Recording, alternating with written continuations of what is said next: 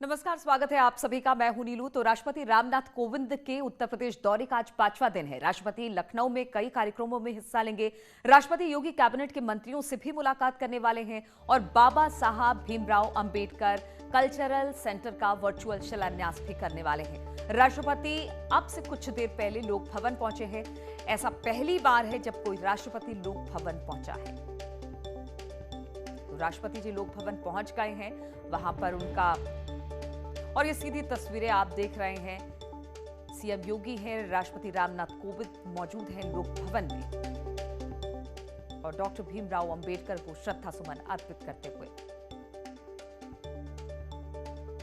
हम आपको बता दें कि बाबा साहब भीमराव अंबेडकर कल्चरल सेंटर का वर्चुअल शिलान्यास भी यहां पर होने वाला है।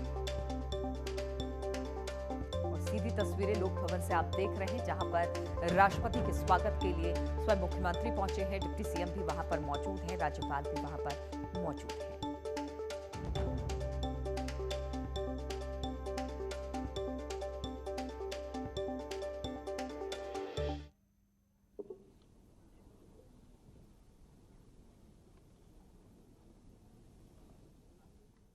मंच पर विराजमान भारत के माननीय राष्ट्रपति जी, भारत गणराज्य की फर्स्ट लेडी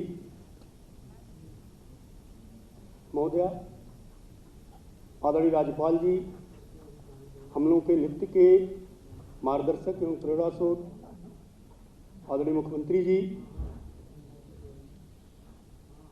आदरणीय उप मुख्यमंत्री श्रीमान केशव मौर्य जी, आदरणीय उप मुख्यमंत्री श्रीमान दिनेश शर्मा जी, हम लोगों के सांगठनिक मार्गदर्शक आदरणीय प्रदेश अध्यक्ष भाजपा श्रीमान स्वतंत्र देव सिंह जी, मुख्य सचिव उत्तर प्रदेश सरकार, सामने बैठे हुए सम्मानित मंत्रीगण, भाइयों बहनों, आजादी का अमृत महोत्सव 75वें वर्ष में पूरे देश में माननीय राष्ट्रपति जी के आशीर्वाद से, माननीय प्रधानमंत्री जी के मार्गदर्शन में पूरे देश में चलाया जा रहा है। उत्तर प्रदेश में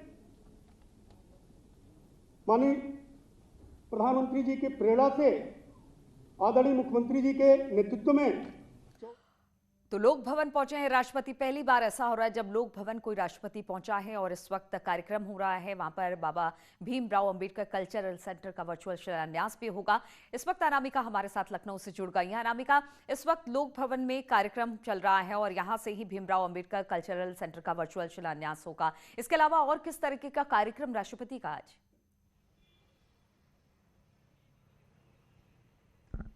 और देखिए, आज राष्ट्रपति के कार्यक्रमों का आखिरी दिन है, यानी कि आज 5वां दिन है जब वो यूपी के दौरे पर थे और कानपुर से लेकर के लखनऊ में भी वो अलग अलग जगहों पर गए, लोगों से मुलाकात की।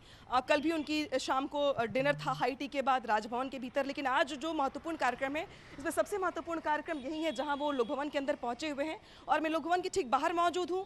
अंदर तमाम मंत्रिमंडल के सदस्य, दोनों डिप्टी सीएम, मुख्यमंत्री योगी आदित्यनाथ खुद, राज्यपाल आनंदीबेन पटेल, सभी यहाँ पर मौजूद हैं। सबसे पहले यहाँ से पहुँचने के अंदर जाने के बाद राष्ट्रपति का स्वागत किया गया है। फिर जो बाबा साहब भीमराव अंबेडकर की जो वहाँ पे प्रतिमा लगी हुई थी उसको उन्होंने पुष्प अर्पित किया है। उसके बाद से जो कार्यक्रम है वो शुरू हो गया है। सबसे बड़ी बात ये कि रामनाथ कोविंद की अगर बात करें तो वो जिस तरीके से कानपुर में थे और लखनऊ में थे, आज शाम को 4 बजे वो दिल्ली के लिए रवाना हो जाएंगे विशेष विमान के जरिए। लेकिन उसके पहले भारत रत्न बाबा साहब भीमराव अंबेडकर के नाम पर जो कल्चरल सेंटर बनना है लखनऊ के ऐशबाग इलाके में, उसका वर्चुअल शिलान्यास का कार्यक्रम यहाँ पर रखा गया है। बाबा साहब भीमराव अंबेडकर के लिए कल्चरल सेंटर का जिस तरीके से सरकार ने खाका खींचा था, पिछले दिनों जो कैबिनेट बैठक हुई थी उसमें सांस्कृतिक विभाग की ओर से जो 2-3 प्रस्ताव दिए गए थे जमीनों के लिए, उसमें ऐशबाग के इलाके को चुना गया और वहां पर जमीन को मंजूरी दी गई। 1.34 जो एकड़ जमीन है वहां पर वो स्मारक सेंटर बनना है। उस सेंटर के इर्द गिर्द बहुत सारी चीजें ऐसी भी करनी है जिसको पर्यटन के लिहाज से ज्यादा बेहतर बनाया जा सके। 25 फीट की प्रतिमा वहां पे लगाई जाएगी बाबा साहब की। इसके अलावा वहां सभागार बनेगा। इसके अलावा बहुत सारे कार्यक्रम अलग अलग करने के लिए भी चीजें होंगी। ठीक बगल में अगर आप देखेंगे लोक भवन को, तो लोक भवन के ठीक बगल में वो जो आप अंबेडकर महासभा का जो बाउंड्री देख रही है, वाइट बाउंड्री, वो दरअसल अंबेडकर महासभा है। वो अंबेडकर महासभा है और उसी के अंदर बाबा साहब भीमराव अंबेडकर की जो पवित्र अस्थियां हैं वो रखी गई हैं। लेकिन सरकार की तरफ से ये प्रस्ताव दिया गया, खासतौर पे सांस्कृतिक विभाग की ओर से, कि इस सेंटर को और बड़ा होना चाहिए था, खूबसूरत होना चाहिए था, ताकि जो लोग देश विदेश से भी आते हैं या यूपी के अलग अलग हिस्सों से आते हैं, वो आए तो यहाँ पर देखकर वो समझ पाए, जान पाए, स्टूडेंट रिसर्च कर पाए कि बाबा साहब का जीवन किस तरीके का था, उनका संघर्ष किस तरीके का था, क्या क्या उन्होंने किया है। तो लोग पर्यटन के लिहाज से भी उस जगह को ज़्यादा महत्वपूर्ण माने और इसलिए ये कहा गया कि ये जो जगह है ये चूंकि छोटी है, बहुत पॉश इलाका है, ये काफ़ी रश वाला इलाका है, इसलिए इसके लिए ज़मीन को मंजूरी दी गई ऐशबाग इलाके में और वहाँ पर आज शिलान्यास होने के बाद से काम शुरू भी हो जाएगा। हालांकि जब कल मैं वहाँ पर गई थी तो वहाँ से मिट्टी काटने का काम चल रहा था, यानी कि जिस तरीके से कार्यक्रम का ऐलान किया गया उसके बाद से उस ज़मीन को समतलीकरण करने का काम भी शुरू हो गया। शिलान्यास के बाद वहाँ कार्यक्रम और तेज हो जाएगा और काम वहाँ पर और तेज हो जाएगा।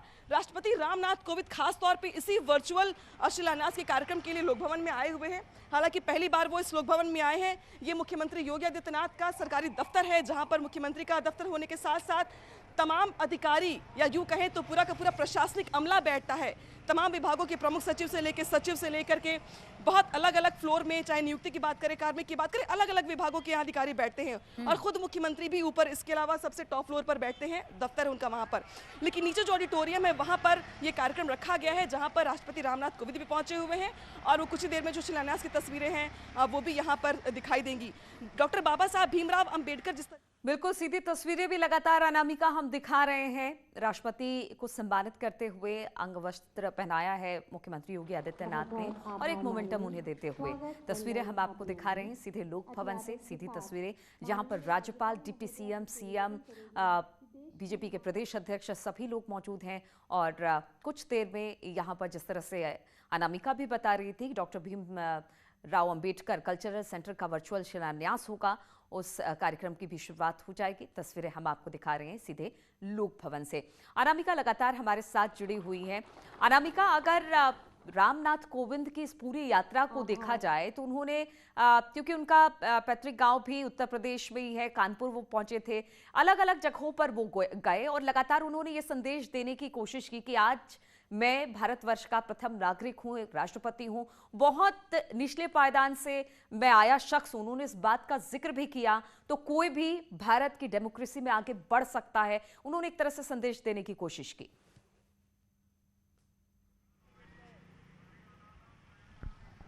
और देखिए जिस तरीके से राष्ट्रपति रामनाथ कोविंद का 5 दिवसीय दौरा लगा उत्तर प्रदेश में, उसके बाद से उनके स्वागत की तैयारियां सिक्योरिटी के लिहाज से भी, बाकी अन्य लिहाज से भी तेज कर दी गई। हालांकि राष्ट्रपति जब अपने पैतृक जो स्थान है वहां पर पहुंचे तो उन्होंने वहां पहुंच के सबसे पहले अपनी माटी को चूमा, यानी कि वहां पर जाकर के उन्होंने पहले प्रणाम किया कि जिस जगह से वो आते हैं। और जो उन्होंने खुद भी अपनी बातचीत में ये कहा कि छोटे से कार्यकर्ता के बाद राष्ट्रपति जैसा पद संभालना उनके लिए बहुत गौरव की बात है और ये लोकतंत्र का परिचायक भी है कि जहाँ पर लोकतंत्र में अगर कोई कार्यकर्ता जिस तरीके से काम करता है तो उसे सर्वोच्च पद भी मिल सकता है।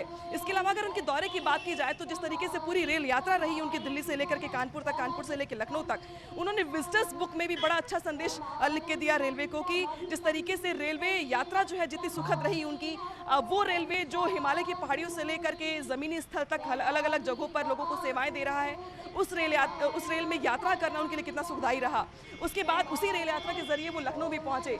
लखनऊ के जिस जगह पे मैं मौजूद हूँ ये हजरतगंज का इलाका है और ये लखनऊ की धड़कन भी कहा जाता है कि ये हार्ट ऑफ द सिटी है और यहाँ पर रामनाथ कोविंद पहुंचे थे शॉपिंग करने के लिए अपने परिवार के साथ। तो कल ये तस्वीरें भी सभी ने देखी कि जब राष्ट्रपति गंजिंग करने के लिए पहुंचे, गंज में जो लोग आते हैं उनको गंजिंग करना कहते हैं कि लोग गंजिंग करने, शॉपिंग करने, खाने पीने की बहुत सारी चीज़ें यहाँ पे वैरायटीज़ मिलती है, उसके लिए लुत्फ उठाने के लिए आते हैं। राष्ट्रपति पूरे परिवार समेत गंज पहुंचे हुए थे जहाँ पे उन्होंने शॉपिंग भी की और घूमा भी, देखा भी। उसके बाद जिस तरीके से उनकी आज 5वें दिन की, आखिरी दिन की यात्रा है या यूँ कहे तो 5वां दिन है उनके इस पूरे यात्रा का, वो काफ़ी महत्वपूर्ण है आज के इस कार्यक्रम के लिहाज से, जहाँ पर वो भारत रत्न बाबा साहब भीमराव अंबेडकर के कल्चरल सेंटर का शिलान्यास करने के लिए पहुंचे हुए हैं। इसके बाद कल जो शाम को कार्यक्रम था नीलू, वो भी बहुत इंपॉर्टेंट था।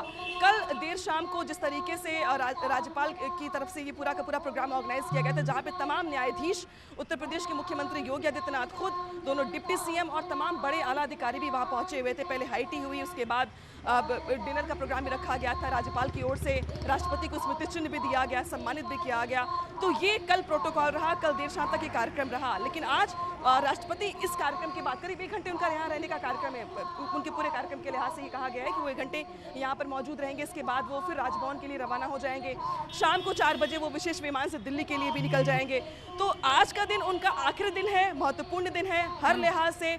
और जिस तरीके से राष्ट्रपति बनने के बाद मुझे लगता है कि शायद सबसे लंबी यात्रा उनकी यही यात्रा है, जो 5 दिनों की है, जहाँ पर उन्होंने अलग अलग जगहों पर जाकर लोगों से मुलाकात की है, अपने अनुभव शेयर किए हैं, रेलवे को शुभकामनाएं दी है विजिटर्स बुक में। और आज वो बाबा साहब भीमराव अंबेडकर के कल्चरल सेंटर का शिलान्यास भी कर रहे हैं। बाबा साहब भीमराव अंबेडकर की जब हम बात करते हैं नीलू, तो जैसे उत्तर प्रदेश में या अलग अलग जगहों पर महापुरुषों के नाम पर सियासत होती रही है, और चाहे हम हर सरकार की बात करें, बसपा सरकार की बात करें, सपा सरकार की बात करें, बीजेपी सरकार की बात करें, तो कम से कम इस शिलान्यास के कार्यक्रम को चुनाव से ठीक 6 महीने पहले राष्ट्रपति के जरिए करवाना भी सियासत से जोड़ के देखा जा रहा है।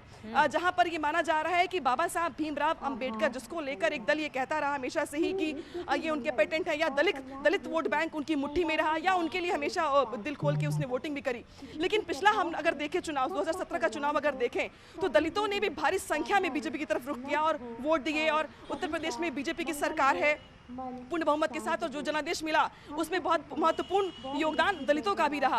और इस लिहाज से अगर देखा जाए तो 22 के चुनाव से पहले कम से कम ये माना जा रहा है कि जब कैबिनेट से मंजूरी दी गई उस दिन राष्ट्रपति कानपुर में मौजूद थे, और फिलहाल दूर दूर तक उनका कार्यक्रम यहाँ का बन भी नहीं पाया था। लेकिन जैसे ही कैबिनेट से मंजूरी दी गई और ये कहा गया कि राष्ट्रपति यूपी में मौजूद है, कानपुर में मौजूद है, तो क्यों ना ऐसा हो कि राष्ट्रपति खुद इस कल्चरल सेंटर का शिलान्यास करें। उसके बाद मंजूरी के लिए, अप्रूवल के लिए उनके ऑफिस में भेजा गया। राष्ट्रपति ने खुद इस पर सहमति दी कि हाँ वो शिलान्यास करेंगे भारत रत्न बाबा साहब भीमराव अंबेडकर कल्चरल सेंटर का।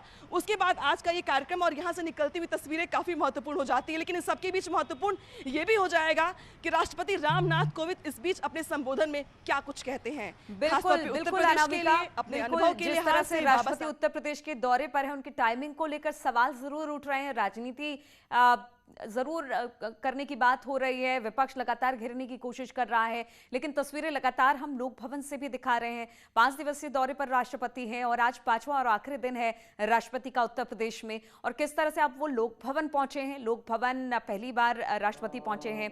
यहाँ पर सीएम, डिप्टी सीएम, राज्यपाल, उसके बाद प्रदेश अध्यक्ष, सभी लोग मौजूद हैं। और कुछ देर में अंबेडकर कल्चरल सोसाइटी का भी यहाँ पर शिलान्यास हो जाएगा और वर्चुअली इसका शिलान्यास होने वाला है।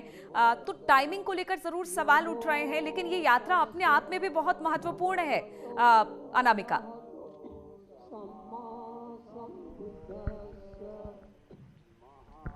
बिल्कुल, देखिए बहुत महत्वपूर्ण इसलिए है क्योंकि जैसा मैंने पहले भी कहा कि राष्ट्रपति 5 दिनों के दौरे पर अगर आए हुए हैं उत्तर प्रदेश में, कानपुर में भी हैं, लखनऊ में भी हैं, और रेल यात्रा करके उन्होंने जो संदेश दिया है, या जिस तरीके से वो कानपुर में गए और उन्होंने अपने लोगों से मुलाकात की, ये वो लोग हैं जब राष्ट्रपति बनने से पहले भी जब रामनाथ कोविंद वहाँ पे शिष्टाचार मुलाकातें करते होंगे, या राजनीति में जब वो थे, लोगों से मिल मुलाकातें करते होंगे वो उन लोगों से भी मिले, और मिल करके उन्होंने जिस तरीके से लोगों ने अपना प्यार लुटाया राष्ट्रपति को लेकर या अपनापन दिखाया, वो भी तस्वीरें काफी महत्वपूर्ण थी और मनोरम थी। और राष्ट्रपति इसके बाद कानपुर रहने के बाद वो लखनऊ में आए। लखनऊ में जिस तरीके से राजभवन में स्पेशल स्वीट में उनके रहने की अरेंजमेंट की गई उनकी पूरी फैमिली की। उसके बाद जो उनकी भतीजी हैं जो लखनऊ में ही रहती हैं, उन्होंने उनसे समय लेकर की मुलाकात की, गंजिंग करी राष्ट्रपति ने यहाँ पर। इसके बाद महामहिम यहाँ पहुंचे हुए लोक भवन में, तो ये भी अपने आप में लोकतंत्र का मंदिर है और यहाँ पर राष्ट्रपति का पहुंचना बड़ा संदेश देता है। इसके बाद आप देखिए कि जब राष्ट्रपति यहाँ पहुंचे थे तो उनके स्वागत की तैयारी भी बहुत भव्य तरीके से की गई थी, क्योंकि अंदर जिस तरीके से मंत्री करें, या मुख्यमंत्री योगी आदित्यनाथ हो या डिप्टी सीएम हो, वो सभी राजनीति से भी जुड़े हुए लोग हैं। लेकिन जब जो तस्वीरें बाहर से निकल के गई, जहां पर तमाम कलाकार जो कि उत्तर प्रदेश के अलग अलग जगहों से आए हुए थे, रंग बिरंगे कपड़ों में थे और नृत्य के जरिए, मयूरी नृत्य के जरिए वो स्वागत कर रहे थे राष्ट्रपति का। बेहद राष्ट्रपति जब यहाँ से जाएंगे तो बहुत सारे यादों के साथ एक ये तस्वीर भी उनके यादों की डायरी में संजोई गई होगी कि जब उत्तर प्रदेश के दौरे के दौरान जिस तरीके से स्वागत किया गया उनका, वो बेहद हृदय को प्रफुल्लित करने वाला बिल्कुल। था। और वो स्वागत की जब तस्वीरें यादें लगातार हम दिखा भी रहे हैं। अनामिका, आपने दिखाया था किस तरह से लोक भवन के बाहर नृत्य का कार्यक्रम भी रखा गया था। अलग अलग जगहों से जो वहां पर नृत्य करने के लिए कलाकार पहुंचे थे, उन्होंने भी बहुत सुंदर नृत्य प्रस्तुत किया। उसके बाद लोक भवन में दाखिल हुए। तस्वीरें भी हम लगातार दिखा रहे हैं किस तरह से वहां पर राष्ट्रपति पहुंचे, फिर उनका स्वागत किया गया और उसके बाद बाबा भीमराव अंबेडकर की तस्वीर के आगे पुष्प अर्पित किए गए।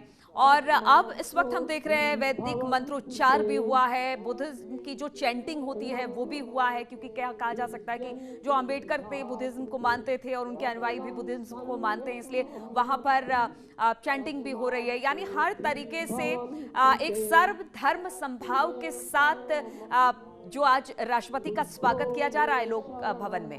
अनामिका,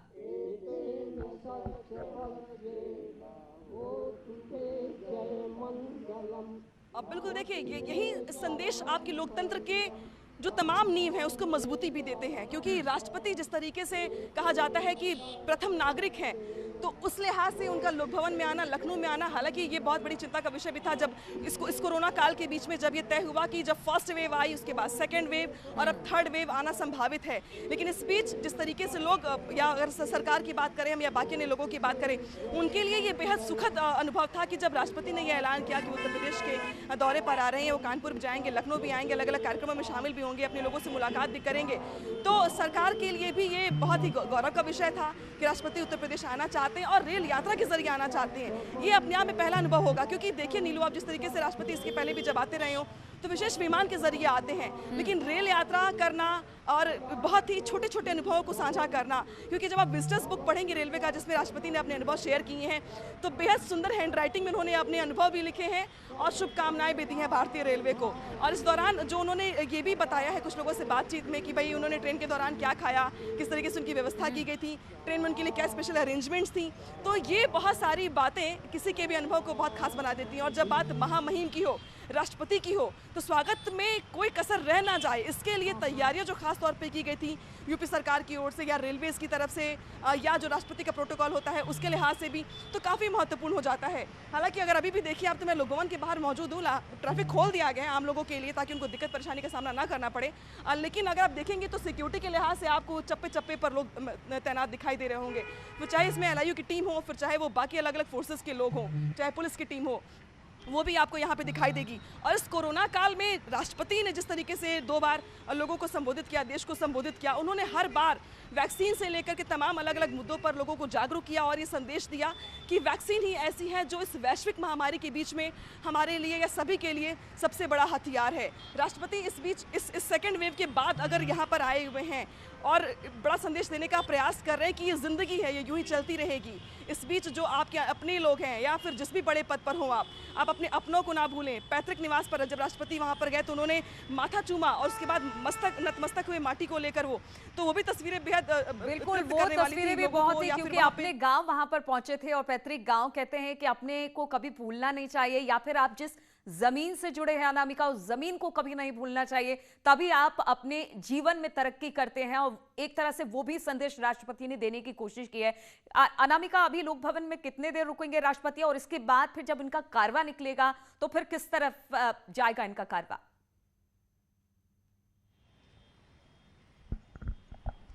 देखिए, राष्ट्रपति फिलहाल इस रास्ते से होकर के लोक भवन में आए हुए हैं और इसके बाद लोक भवन गए हैं। हालांकि जो हमारे पास जानकारी है उसके मुताबिक करीब 1 घंटे उनके लोक भवन में रहने का कार्यक्रम है और 1 घंटे के बाद वो फिर से इसी रास्ते से होकर के राजभवन के लिए रवाना हो जाएंगे। राजभवन में कुछ देर के बाद वो लंच करेंगे, लंच के बाद वो 4 बजे यहाँ से रवाना होंगे। यानी कि यहाँ पर जिस तरीके से वर्चुअल शिलान्यास होना है, मंत्रियों से मुलाकात होनी है, व्यक्तिगत बातचीत होनी है, इसके बाद सीधा कार्यक्रम उनका राजभवन जाने का है और राजभवन के बाद शाम 4 बजे दिल्ली विशेष विमान के जरिए उनका जाने का कार्यक्रम है। तो फिलहाल अब तक जो आखिर दिन है उनका, इस बीच यही महत्वपूर्ण कार्यक्रम है जहां पे राष्ट्रपति लोक भवन के अंदर मौजूद हैं और हम लोक भवन के बिल्कुल बाहर मौजूद हैं और जहां पर अब चूंकि राष्ट्रपति अंदर जा चुके हैं तो आम लोगों के लिए ये जो रास्ता है ये खोल दिया गया है ताकि जो कम से कम आम जनजीवन है वो प्रभावित ना हो। बिल्कुल, तस्वीरें भी हम लगातार दिखा रहे हैं किस तरह से लोक भवन पहुंचे राष्ट्रपति, और लोक भवन से सीधी तस्वीरें भी अनामिका भी बता रही हैं और सीधे अंदर की तस्वीरें भी हम आपको दिखा रहे हैं कि किस तरह से वहां पर बाबा साहब अंबेडकर कल्चरल सेंटर का वर्चुअल शिलान्यास हो रहा है। और रुकेंगे छोटे से ब्रेक के लिए। ब्रेक के बाद फौरन हाजिर होते हैं।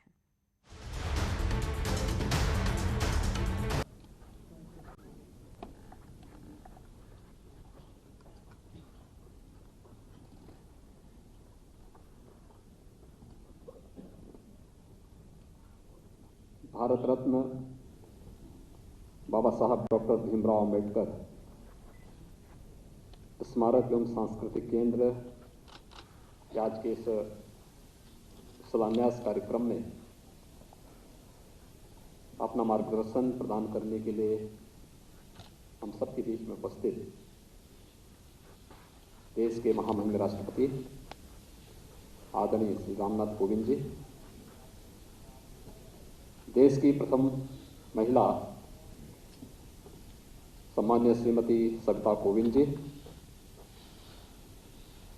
प्रदेश की माननीय राज्यपाल श्रीमती आनंदीबेन पटेल जी,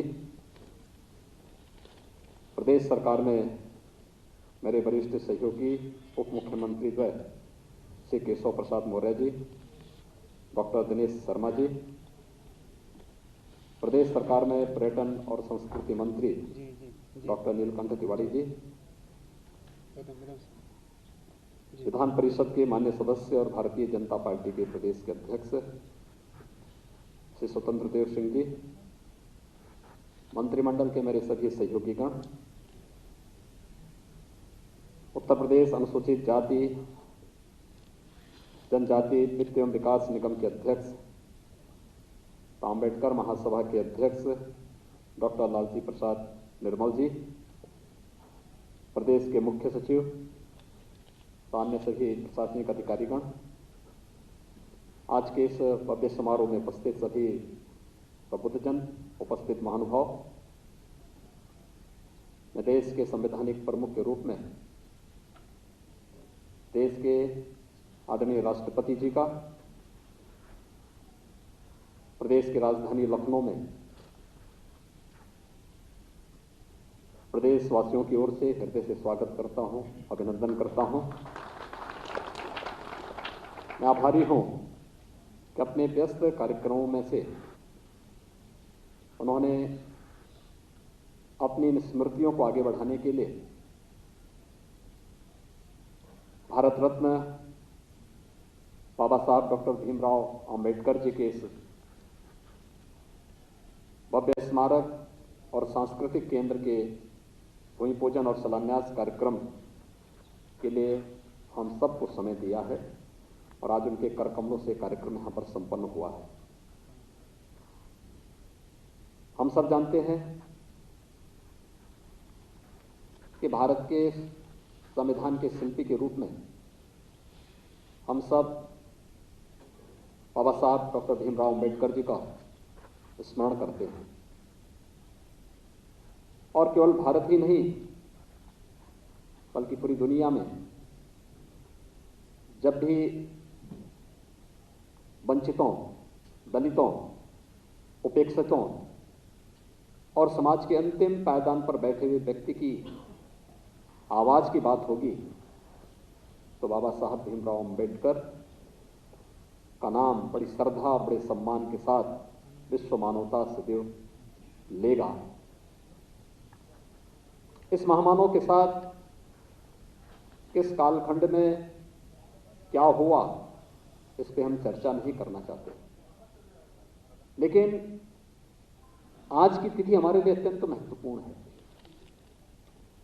आज जब 29 जून 2021 को हम सब यहाँ पर आदरणीय राष्ट्रपति जी के मार्गदर्शन में, उनके सानिध्य में इस केंद्र का भूमि पूजन और शिलान्यास का कार्यक्रम संपन्न कर रहे हैं, याद करिए आज से 93 वर्ष पहले आज ही के दिन बाबा साहब डॉक्टर भीमराव अंबेडकर ने समता नामक साप्ताहिक का शुभारंभ भी किया था। यानी ठीक 93 वर्ष पहले 1928 में समता, देश गुलाम था, देश की आजादी की लड़ाई कैसे लड़ी जानी चाहिए, किन विपरीत परिस्थितियों में अपनी शिक्षा और अपनी उच्च शिक्षा को अर्जित करके बाबा साहब भीमराव अंबेडकर देश की सेवा के लिए आगे आए थे। और आज ही वह तिथि थी जब उन्होंने समता नामक साप्ताहिक का शुभारंभ करके देश के अंदर एक समता मूलक समाज की स्थापना के लिए, पूरे देश की स्वाधीनता की लड़ाई को आगे बढ़ाने के लिए इस कार्य का शुभारंभ भी किया था। हम सब गौरवान्वित हैं आदरणीय प्रधानमंत्री जी की प्रेरणा और मार्गदर्शन से बाबा साहब भीमराव अंबेडकर जी के इन स्मृतियों को जीवंत बनाए रखने के लिए जो कार्य निरंतर हुए हैं, चाहे वह बाबा साहब भीमराव अंबेडकर के जन्मस्थल मऊ मध्य प्रदेश में एक भव्य स्मारक बनाने का कार्यक्रम रहा हो, चाहे अपने सार्वजनिक जीवन और महापरिनिर्वाण में दिल्ली के अंदर बनाए गए केंद्र का हो, या फिर दीक्षा भूमि नागपुर या चैत्य भूमि मुंबई, या उच्च शिक्षा के लिए इंग्लैंड जाकर के जिस भवन में रह करके उन्होंने अपनी उच्च शिक्षा अर्जित की थी, वहां पर भव्य स्मारक बनाने का कार्यक्रम रहा हो। ये पंच तीर्थ बाबा साहब भीमराव अंबेडकर की स्मृतियों के साथ साथ भारत के उस आवाज को वैश्विक स्तर तक पहुंचाने का भी एक माध्यम है, जो विश्व मानवता को सदैव वंचितों, दलितों, उपेक्षितों की आवाज के रूप में बाबा साहब भीमराव अंबेडकर का एक नया संबल सदैव प्रदान करेगा। और उत्तर प्रदेश का यह अत्याधुनिक स्मारक और म्यूजियम या सांस्कृतिक केंद्र बाबा साहब भीमराव अंबेडकर की इन्हीं स्मृतियों को आगे बढ़ाने के क्रम में उत्तर प्रदेश सरकार के द्वारा आगे आज कार्यक्रम का शुभारंभ होने जा रहा है। मैं आभारी हूं आदरणीय राष्ट्रपति जी का, जिन्होंने इसके लिए आज हमें समय दिया है और आज उनके करकमलों से कार्यक्रम यहां पर अभी संपन्न हुआ है। प्रदेश की माननीय राज्यपाल जी का, जिनका मार्गदर्शन और प्रेरणा सदैव प्राप्त होती रही है, अपने मंत्रिमंडल के सभी सहयोगियों का, जिन्होंने इस कार्यक्रम को आगे बढ़ाने के लिए निरंतर अपना सहयोग दिया, और अंबेडकर महासभा, जिसने विपरीत परिस्थितियों में भी बाबा साहब भीमराव अंबेडकर की स्मृतियों को इस लखनऊ के अंदर हमेशा जीवंत बनाने का काम किया है। डॉक्टर लालजी प्रसाद निर्मल जी के नेतृत्व में अंबेडकर महासभा निरंतर इस कार्यक्रम के साथ जुड़ करके गांव-गांव में, घर-घर में जाकर के उन सब के लिए जो योजनाएं हैं केंद्र और प्रदेश सरकार की, उन तक पहुंचाने का कार्य, उनके स्वावलंबन का कार्यक्रम और बाबा साहब भीमराव अंबेडकर की शिक्षाओं के साथ उन्हें जोड़ने का कार्यक्रम निरंतर आगे बढ़ाने का कार्य जो किया जा रहा है, उसी कड़ी को एक नई आधुनिकता प्रदान करने के लिए यह स्मारक और सांस्कृतिक केंद्र आज यहाँ पर स्थापना का शुभारंभ होने जा रहा है। मैं इस अवसर पर एक बार इस पूरे कार्यक्रम के साथ जुड़े हुए पर्यटन और संस्कृति विभाग के मंत्री डॉक्टर नीलकंठ तिवारी और विभाग के सभी अधिकारियों को हृदय से धन्यवाद दूंगा कि एक समयबद्ध तरीके से इन्होंने इस कार्यक्रम को आगे बढ़ाया है, और हमारा प्रयास होना चाहिए कि इस कार्यक्रम को हम बहुत शीघ्र पूरा करते हुए इसका भव्य उद्घाटन का कार्यक्रम भी जब हो तो उसी केंद्र के स्थल पर हो तो बहुत अच्छा होगा।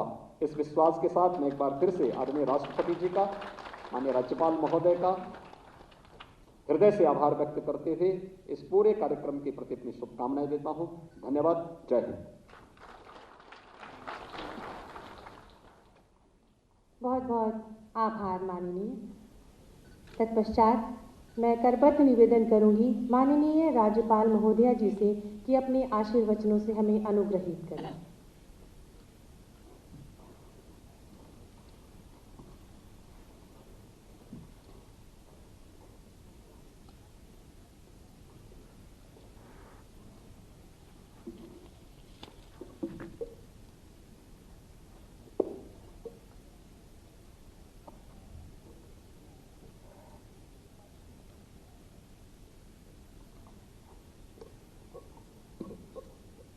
देश के माननीय राष्ट्रपति जी श्री रामनाथ कोविंद जी, देश की प्रथम महिला श्रीमती सविता कोविंद जी, उत्तर प्रदेश के यशस्वी मुख्यमंत्री योगी आदित्यनाथ जी, प्रदेश के माननीय उप मुख्यमंत्री श्री केशव प्रसाद मौर्य जी, उप मुख्यमंत्री डॉक्टर दिनेश शर्मा जी, पर्यटन एवं संस्कृति राज्य मंत्री स्वतंत्र प्रभार डॉक्टर मिल्टन तिवारी जी, विधान परिषद सदस्य श्री स्वतंत्र देव सिंह जी, अनुसूचित जाति वित्त एवं विकास निगम के माननीय अध्यक्ष डॉक्टर लालजी प्रसाद निर्मल जी, उत्तर प्रदेश के मुख्य सचिव श्री राजेंद्र तिवारी जी, उपस्थित सभी मंत्रीगण, अधिकारीगण, आमंत्रित अतिथिगण, देवियों और सज्जनों, हम सभी के लिए यह बहुत ही गर्व की बात है कि आज देश के माननीय राष्ट्रपति श्रीमान रामनाथ कोविंद के कर कमलों द्वारा उत्तर प्रदेश की राजधानी लखनऊ में भारतीय संविधान के निर्माता भारत रत्न डॉक्टर भीमराव अंबेडकर जी स्मारक एवं सांस्कृतिक केंद्र का शिलान्यास हो रहा है। मैं माननीय राष्ट्रपति महोदय जी का हार्दिक स्वागत करते हुए उनके प्रति आभार व्यक्त करती हूँ कि आपने अपने मूल्यवान समय में से कुछ क्षण इस डॉक्टर भीमराव अंबेडकर स्मारक एवं सांस्कृतिक केंद्र के शिलान्यास के लिए दिया है। मुझे खुशी है कि इस केंद्र में प्रेक्षागृह, पुस्तकालय एवं शोध केंद्र, छायाचित्र दीर्घा व संग्रहालय के साथ ही बाबा साहेब की मूर्ति की स्थापना की जाएगी। मुझे विश्वास है कि स्मारक और सांस्कृतिक केंद्र हमारे युवाओं के लिए एक महत्वपूर्ण प्रेरणा केंद्र सिद्ध होगा। डॉक्टर भीमराव अंबेडकर एक असाधारण व्यक्तित्व के धनी थे। उनके आदर्श, सिद्धांत और जीवन हम सभी के लिए प्रेरणा का स्रोत है। सन 1990 में डॉक्टर अंबेडकर को मरणोत्तर देश के सर्वोच्च नागरिक सम्मान भारत रत्न से विभूषित किया गया। हमारे संविधान की रूपरेखा तैयार करने के लिए उन्हें भारतीय संविधान के शिल्पी के रूप में सदैव स्मरण किया जाता रहेगा। हमारे संविधान के शिल्पकार बाबा साहेब पूरे भारत के लिए सम्मान के प्रतीक हैं। देश को स्वतंत्र कराने एवं आज़ादी के बाद संविधान के निर्माण में महत्वपूर्ण भूमिका निभाने वाले डॉक्टर अंबेडकर का नाम स्वर्ण अक्षरों में लिखा जाएगा। डॉक्टर भीमराव अंबेडकर अपने संपूर्ण जीवन में दलितों और अन्य सामाजिक पिछड़े वर्गों के अधिकारों के लिए लड़ते रहे। भारतीय समाज में फैले हुए जाति विभेद, अंधविश्वास, अंधश्रद्धा को दूर करने तथा महिलाओं को बराबरी का अधिकार दिलाने के लिए बाबा साहब ने जीवन पर्यंत संघर्ष किया। बाबा साहेब चाहते थे कि शिक्षा उन लोगों के जीवन में प्रकाश लाए जिन्हें इसका लाभ नहीं मिल पाया। वास्तव में शिक्षित, जागरूक और सभ्य लोग ही एक शांतिमय और समृद्ध समाज के आधार स्तंभ होते हैं। देश की समग्र समृद्धि के लिए सभी को शिक्षा के समान अधिकार मिलने चाहिए। शिक्षा परिवर्तन लाने का बहुत शक्तिशाली माध्यम है और यह न केवल किसी व्यक्ति को आजीविका कमाने बल्कि समाज और राष्ट्र में योगदान करने का अवसर उपलब्ध कराती है। देश के माननीय प्रधानमंत्री श्री नरेंद्र मोदी जी ने एक बार डॉक्टर बाबा साहेब आम्बेडकर योगदान की चर्चा करते हुए कहा था कि बाबा साहब की महानता है कि वह संविधान रूपी अमृत छोड़ गए। आम्बेडकर नहीं होते तो संविधान कानूनी दस्तावेज तो होता, लेकिन सामाजिक दस्तावेज नहीं बन सकता था।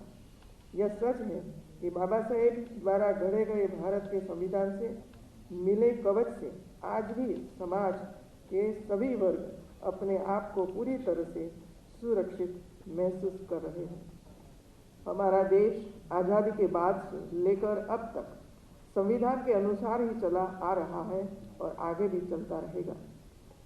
डॉक्टर अंबेडकर ने राष्ट्र निर्माण एवं भारतीय समाज के पुनर्निर्माण में कई तरीके से अपना सहयोग दिया है, जिसको कभी विस्मृत नहीं किया जा सकता है। आज हम सबको यह याद रखना है कि डॉक्टर भीमराव अंबेडकर का जीवन कठिन संघर्ष और उपलब्धियों की गाथा है। उनके जीवन ने इतिहास पर एक अमिट छाप छोड़ी। वह पीड़ित और उपेक्षित लोगों के मसीहा थे। ऐसे महान व्यक्तित्व एवं कृतित्व के धनी डॉक्टर भीमराव आम्बेडकर की पावन स्मृति में स्थापित किया जा रहे इस प्रेरणा केंद्र के लिए मैं उत्तर प्रदेश सरकार की प्रशंसा करती हूँ, अभिनंदन देती हूँ। मुझे खुशी है कि हमारे सहृदय माननीय राष्ट्रपति महोदय एवं लोकप्रिय माननीय प्रधानमंत्री महोदय के सतत मार्गदर्शन और निर्देशन में उत्तर प्रदेश की सरकार बाबा साहेब के आदर्शों को केंद्र में रखकर समाज के समस्त वर्गों के उत्तम विकास के लिए निरंतर कार्य कर रही है और प्रदेश के शोषित समाज की शिक्षा, स्वास्थ्य, रोजगार और सुरक्षा सुनिश्चित करने में हम सफल हुए हैं। अंत में मैं एक बार फिर माननीय राष्ट्रपति जी महोदय का आभार व्यक्त करते हुए धन्यवाद देती हूँ। जय हिंद।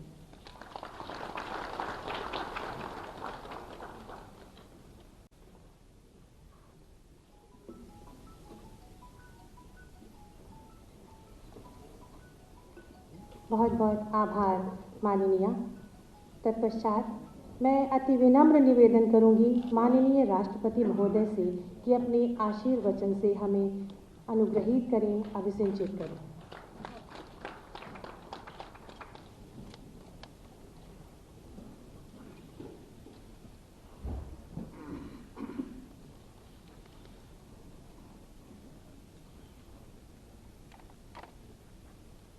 बाबा साहब डॉक्टर भीमराव आम्बेडकर की महान सांस्कृतिक चेतना से जुड़े इस समारोह में प्रमुख रूप से उपस्थित राज्यपाल श्रीमती आनंदीबेन पटेल जी, मुख्यमंत्री श्री योगी आदित्यनाथ जी, उप मुख्यमंत्री श्री केशव प्रसाद मौर्य जी, उप मुख्यमंत्री श्री दिनेश शर्मा जी, संस्कृति राज्य मंत्री डॉक्टर नीलकंठ तिवारी जी, मंच पर आसीन अन्य विशिष्ट महानुभाव, उपस्थित बौद्ध भिक्षुगण, गणमान्य अतिथियों, देवी और सज्जन,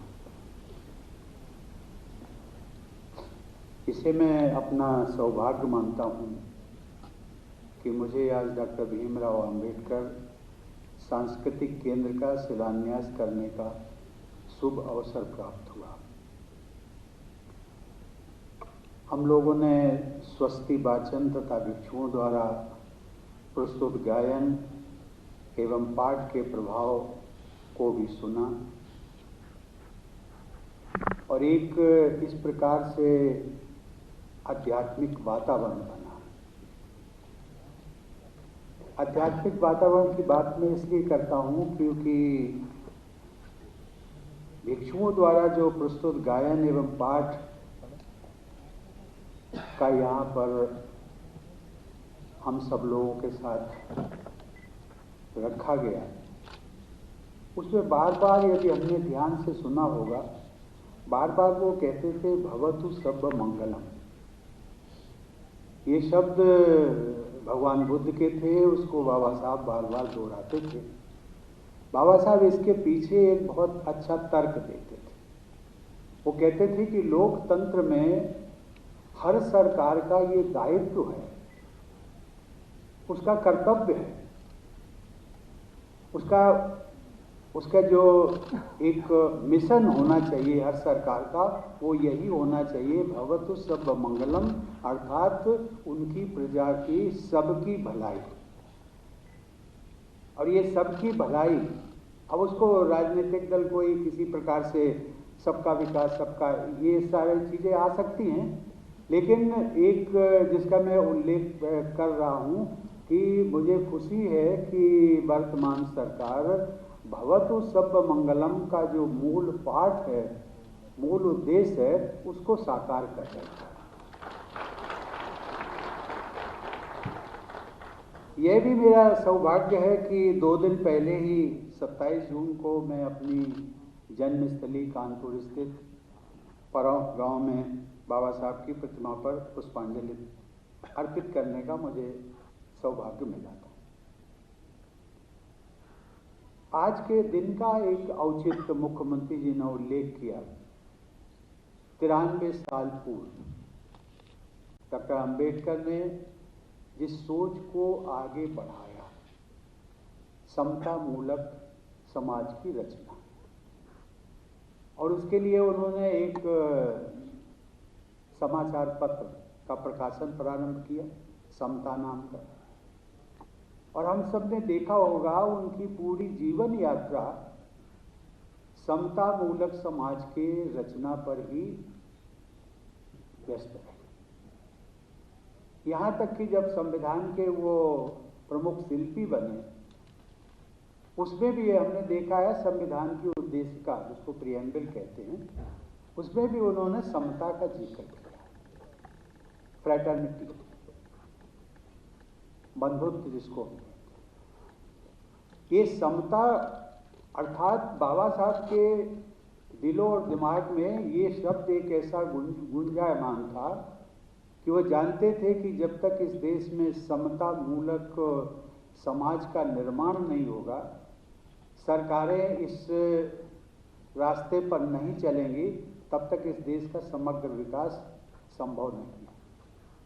और इसलिए मैं मुख्यमंत्री जी और उत्तर प्रदेश सरकार को बधाई देता हूं कि आज का दिन उन्होंने चुना, उसका औचित्य आज की तारीख का।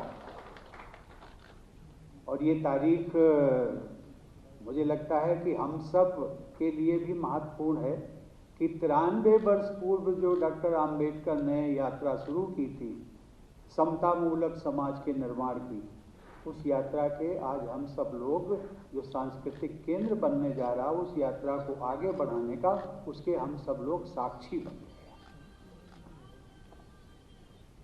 इस लखनऊ शहर से बाबा साहब आम्बेडकर का भी एक खास संबंध रहा है, जिसके कारण लखनऊ को बाबा साहब की कभी कभी स्नेह भूमि भी कहा जाता है।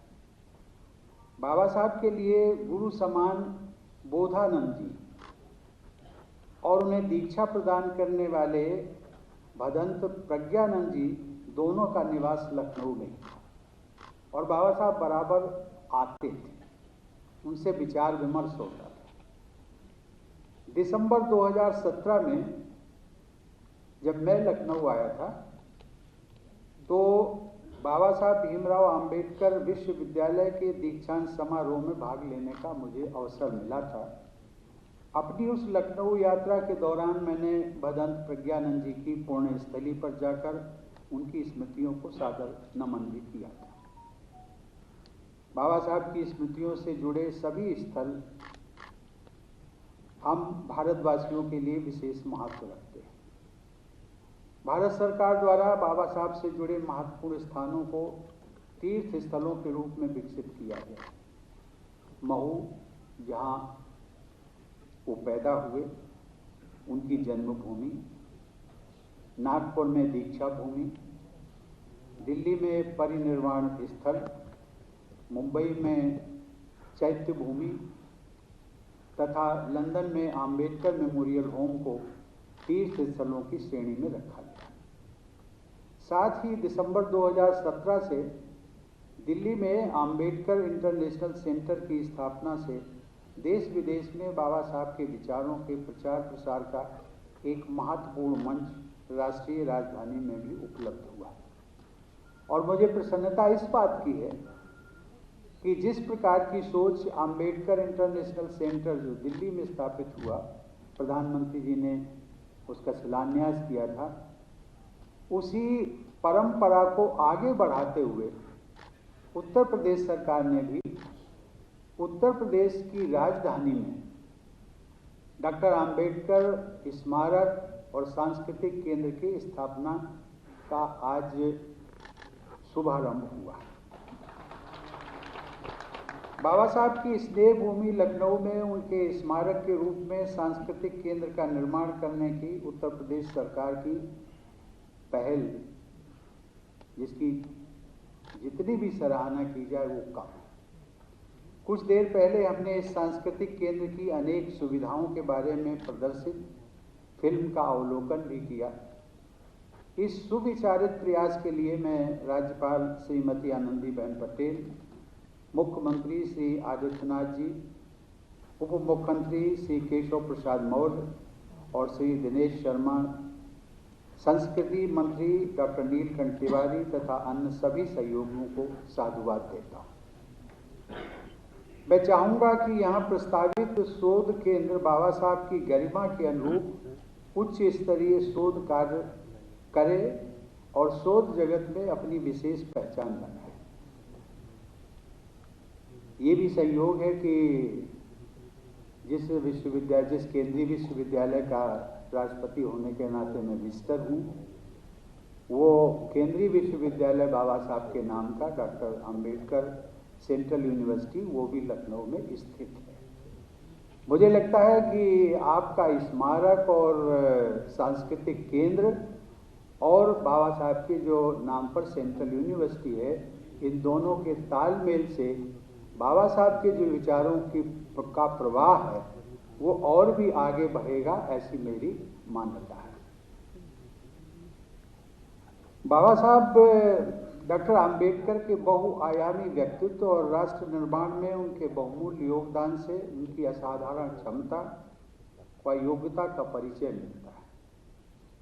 हम सब जानते हैं कि वे एक शिक्षाविद, अर्थशास्त्री, विधिवेत्ता, राजनेता, पत्रकार, समाजशास्त्री व समाज सुधारक तो थे ही।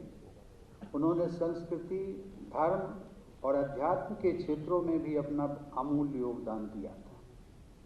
भारतीय संविधान के शिल्पकार होने के अलावा हमारे banking, irrigation, electricity system, labour management system, revenue sharing system, शिक्षा व्यवस्था आदि सभी क्षेत्रों पर डॉक्टर अंबेडकर के योगदान की छाप है।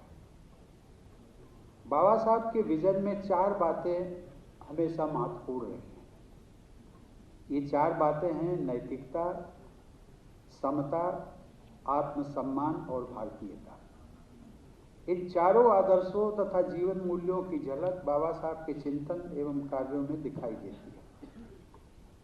बाबा साहब की सांस्कृतिक सोच मूलतः समता और समरसता पर आधारित थी। अद्भुत प्रतिभा, मानव मात्र के प्रति करुणा और अहिंसा पर आधारित उनकी जीवन यात्रा व उपलब्धियों को विश्व समुदाय ने मान्यता दी है।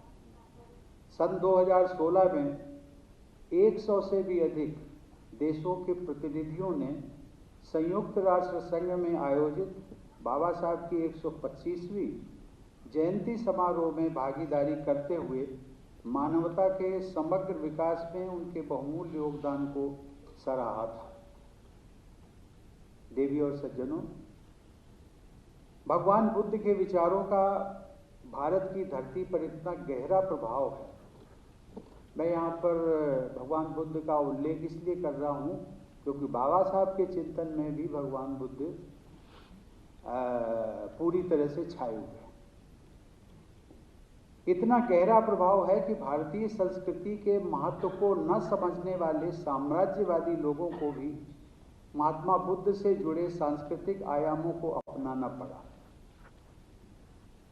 राष्ट्रपति भवन, जिसका निर्माण लगभग 100 साल पूर्व हुआ था, राष्ट्रपति भवन के भव्य गुंबद की बनावट बौद्ध धर्म से जुड़ी वैश्विक विरासत सांची स्तूप पर आधारित है।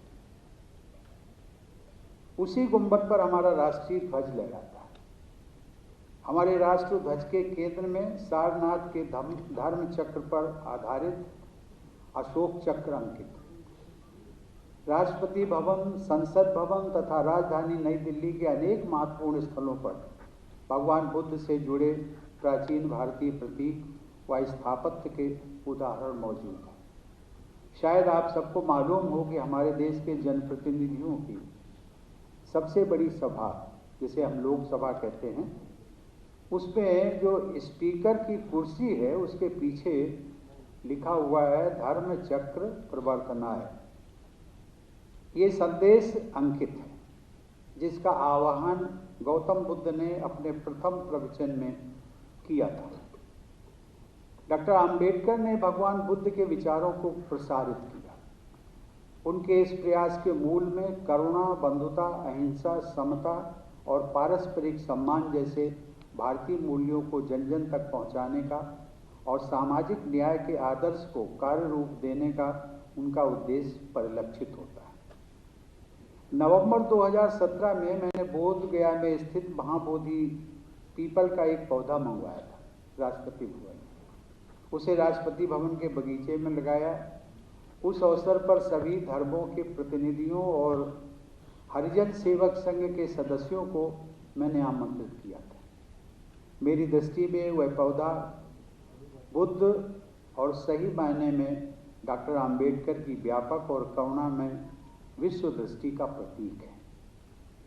वो जो 6 इंच का पौधा, छोटा सा पौधा था, अब लगभग 6 फुट ऊंचा हो गया है। वह पौधा भगवान बुद्ध की व डॉक्टर आम्बेडकर की आध्यात्मिक व सांस्कृतिक विरासत के साथ साथ राष्ट्रपति भवन को जोड़ने के एक जीवंत सेतु के रूप में विद्यमान रहेगा। देवी और सज्जनों, अपने जीवन के अंतिम वर्षों के दौरान बाबा साहब ने आध्यात्मिक और सांस्कृतिक पहलुओं पर बहुत महत्वपूर्ण कार्य किए। 6 दिसंबर 1956 को महापरिनिर्वाण के 2 दिन पहले ही उन्होंने बुद्ध और धम्म पर अपनी अत्यंत महत्वपूर्ण पुस्तक की प्रस्तावना को अंतिम रूप दिया था। भगवान बुद्ध के करुणा और सौहार्द के संदेश को उन्होंने अपने जीवन और राजनीति का आधार बनाया। अक्टूबर 1956 को नागपुर में अपने एक संक्षिप्त भाषण में उन्होंने समाज की एकता पर बल देते हुए कहा था कि मैं उनको कोट कर रहा हूं। उन्होंने कहा था कि वो एक लोकसभा, भंडारा लोकसभा है, वहां से चुनाव लड़े थे, हार गए थे। उन्होंने कहा कि मैं भंडारा के उपचुनाव में पराजित हुआ हूं, मुझे ये बुरा नहीं लगता। इस चुनाव में मेरे पक्ष में बहुत अधिक मतदान हुआ। अपने वर्ग के मतों को छोड़ दिया जाए तो समाज के दूसरे लोगों ने भी मेरे पक्ष में मतदान किया, इस बात का मुझे संतोष है। मैं हारा अथवा जीता, ये प्रश्न मेरे लिए महत्वपूर्ण नहीं है। इस प्रकार बाबा साहब ने जो नैतिकता का प्रदर्शन किया था और सौहार्द के सांस्कृतिक मूल्यों पर आधारित राजनीति की आवश्यकता पर बल दिया था। हमारे स्वाधीनता संग्राम के दौरान बाबा साहब के अनेक समकालीन देशवासी ये कहा करते थे, हम सब लोग जानते हैं, जिस समय स्वाधीनता संग्राम, आज़ादी की लड़ाई चल रही थी, उस समय भी ये हिंदू मुस्लिम वैमनस्यता का बहुत प्रदर्शन होता था। उस समय एक सौहार्दपूर्ण वातावरण के निर्माण के लिए बहुत सारे नेता हमेशा ये कहा करते थे कि भी हम सब लोग हिंदू और मुसलमान बाद में हैं, सबसे पहले हम भारतीय हैं, और ये सोच रखनी चाहिए। बहुत अच्छी चीज। लेकिन बाबा साहब की सोच इससे ऊपर थी। जब दूसरे नेता ये कहते थे कि हम पहले भारतीय हैं, बाद में हिंदू, मुसलमान, क्रिश्चियन और सिख, तो बाबा साहब कहते थे नहीं, हम पहले भारतीय हैं, बाद में भारतीय हैं और अंत में भी भारतीय हैं। अर्थात ये बीच में कहीं भी जाति, धर्म, संप्रदाय इनका इसमें कोई स्थान नहीं। देवी और सज्जनों, बाबा साहब आधुनिक भारत के निर्माण में महिलाओं की महत्वपूर्ण भूमिका के पक्षधर थे। वो महिलाओं को समान अधिकार दिलाने के लिए सदैव सक्रिय रहे। बाबा साहब द्वारा रचित हमारे संविधान में आरंभ से ही मताधिकार समेत प्रत्येक क्षेत्र में महिलाओं को समान अधिकार प्रदान किए गए। अमेरिका, जिसको हम कहते हैं कि आधुनिक लोकतंत्र की जननी, उसमें विमेंस को जो राइट, वोटिंग राइट्स हैं, वो 100 साल बाद जब अमेरिका आज़ाद हुआ है, लोकतंत्र की स्थापना हुई है, उसके 100 साल के पश्चात वहाँ पर महिलाओं को वोटिंग राइट्स दिए गए थे। लेकिन उसकी तुलना में भारत का देखिए, भारत के संविधान में जिस दिन भारत का संविधान लागू हुआ है, 26 जनवरी 1950 को, उसी दिन से महिलाओं को वोटिंग राइट्स दिए गए। और इसका श्रेय जाता है बाबा साहब आम्बेडकर और उनकी पूरी टीम। विश्व के अन्य प्रमुख लोकतांत्रिक देशों में ये समानता महिलाओं को लंबे समय के बाद मिल पाई थी। भारत के संविधान में महिलाओं को भी पुरुषों के बराबरी समानता का मूल अधिकार दिया गया। बाबा साहब चाहते थे कि समानता के इस मूल अधिकार को संपत्ति के उत्तराधिकार तथा विवाह एवं जीवन के अन्य पक्षों से जुड़े मुद्दों पर भी एक अलग विधेयक द्वारा स्पष्ट कानूनी आधार दे दिया जाए। इस बदलाव को तेज गति के साथ लागू करने के विषय पर उनका अनेक प्रमुख जनसेवकों के साथ मतभेद भी रहा, लेकिन आज महिलाओं के संपत्ति पर उत्तराधिकार जैसे अनेक विषयों पर उनके द्वारा सुझाए गए मार्ग पर ही हमारी विधि व्यवस्था आगे बढ़ रही है। इससे यह स्पष्ट होता है कि बाबा साहब की दूरदर्शी सोच अपने समय से भी बहुत आगे है। देवी और सज्जनों, मेरी शुभकामना है कि इस सांस्कृतिक केंद्र का निर्माण कार्य सुचारू रूप से और समय पर संपन्न हो। मुझे विश्वास है कि यह सांस्कृतिक केंद्र सभी देशवासियों को, विशेषकर युवा पीढ़ी को बाबा साहब के आदर्शों एवं उद्देश्यों से परिचित करने में अपनी प्रभावी भूमिका निभाएगा। साथ ही मैं इस बात पर विशेष बल देना चाहूँगा कि बाबा साहब के जीवन मूल्यों और आदर्शों के अनुरूप समाज और राष्ट्र का निर्माण करने में ही हमारी वास्तविक सफलता है। इस दिशा में हमने प्रगति अवश्य की है, लेकिन अभी हमें और आगे जाना है। मुझे पूरा विश्वास है कि आज के इस कार्यक्रम से जुड़े आदर्शों पर चलते हुए हम भारत के लोग समता, समरसता और सामाजिक न्याय पर आधारित सशक्त व समृद्ध भारत का निर्माण करने में सफल होंगे। इन्हीं शब्दों के साथ धन्यवाद। जय हिंद।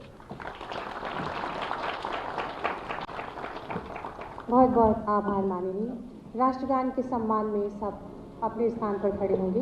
राष्ट्रगान।